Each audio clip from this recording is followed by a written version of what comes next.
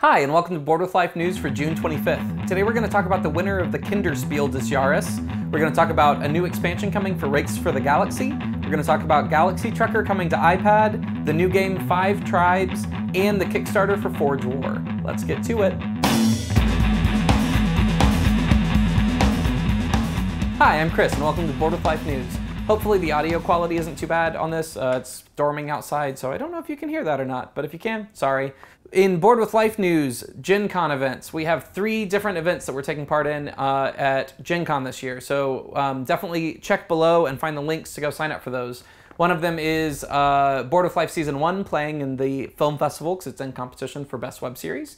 One is a preview of Board with Life Season 2 where you're going to get a bunch of sneak bits that you're not going to get anywhere else, so it's going to be pretty cool, so you should definitely come to that. And one, we've made a horror film, a film in the horror genre called The Cyclist. You can check back a couple of videos ago. We posted the trailer for it. That is competing in the horror shorts festival part of the festival. The horror shorts festival part of the festival. Anyways, check in the description below to find the links to all of those events. We would love for you to come. We'd love to meet you. And we're really excited about all of them. So yeah, do that. They're all free, by the way, too. Okay, on to board game news. The Kinderspiel des Jahres winner was announced this week. The Kinderspiel des Jahres is the kind of like family game, the big family game of the year in the German award for the Spiel des Jahres, which is the game of the year. And that went to Geister Schatzenschuhmeister. Geister Schatzenschuhmeister, you know, which is a wonderful name for a game. And this is a cooperative game about where you're trying to find hidden jewels in a house, and there are ghosts that pop up, and you have to work together to kind of like fight the ghosts and stuff like that. So it's a fun little theme for a kids game. So congratulations to them.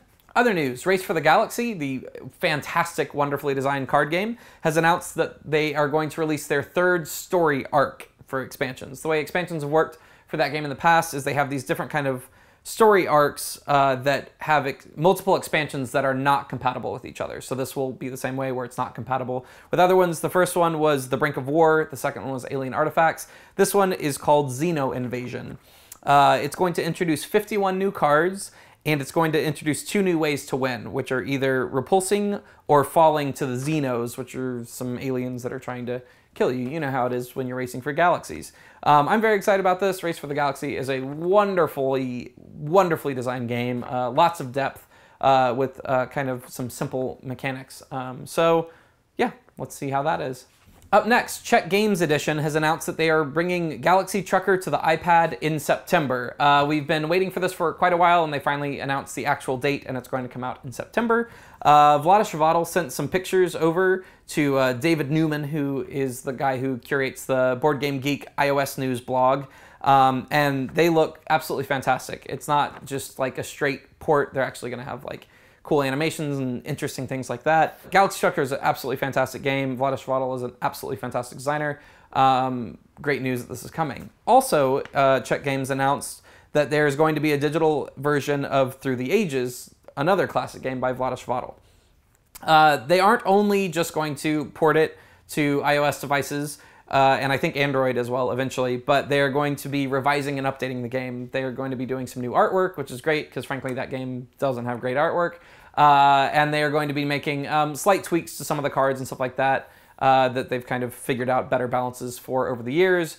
And so that's exciting that they aren't just kind of like putting it out. It's actually going to be a revised game that has the advantage of years and years and years of people playing and loving Through the Ages. So very excited about that. Days of Wonder has officially announced 5 Tribes coming out by Bruno Cathala. It's going to debut at Gen Con this August and then be sent to larger retailers in September. This has fantastic art, beautiful components that we've come to expect from Days of Wonder. This is going to be a little bit of a deeper game than Days of Wonder normally does. I think it's going to have very simple base mechanics, but a little bit more depth than a lot of their games sometimes do. It's a Euro-style worker placement game that has some kind of movement among, it has a Mancala mechanic mixed in, and so I'm very excited to see what this game is. I'm definitely going to give it a play at Gen Con and might be picking it up. So yeah, that's great news. Now in Kickstarter news, Forge War has about a week left and it's going strong. It's already funded, so if you fund it, you know you're going to get a game. It is a medium to heavy Euro game. And in the game, you play blacksmiths, and you're managing resources and forging weapons so that your adventurers can go and complete quests. I really like this theme. It's kind of like Lords of Waterdeep, where you're kind of a step removed from the actual action in a traditional game where you'd be the hero going and slaying a dragon. Now you're the blacksmith making the armor so that the hero can go and slay the dragon. I like that a lot. Apparently this game is pretty long. It's 3+ hours. And pretty deep in strategy. But Rado, who I absolutely love, you should go check out his channel, definitely Rado Runs Through, fantastic game run-throughs, said that this was the best game of the year so far that he's played. So that is very high praise coming from a guy who plays a lot of games. So definitely go check it out. It's got about a week left, as I said, and it's $59 for the game right now on Kickstarter. All right, that's it for the news this week. Make sure that you subscribe, make sure you follow us on Twitter and like us on Facebook and all that jazz, as always, every single week. Because we want to hear from you and we like social media and it's all fun and board games. Yay! Okay, so this week's question comes from @Batman12338. Apparently, Batman12337 was taken via Twitter. Asks, what is one of the best games Chris would recommend for getting non-gamers into gaming? I read that verbatim. It was weird that I said my own name, but anyways.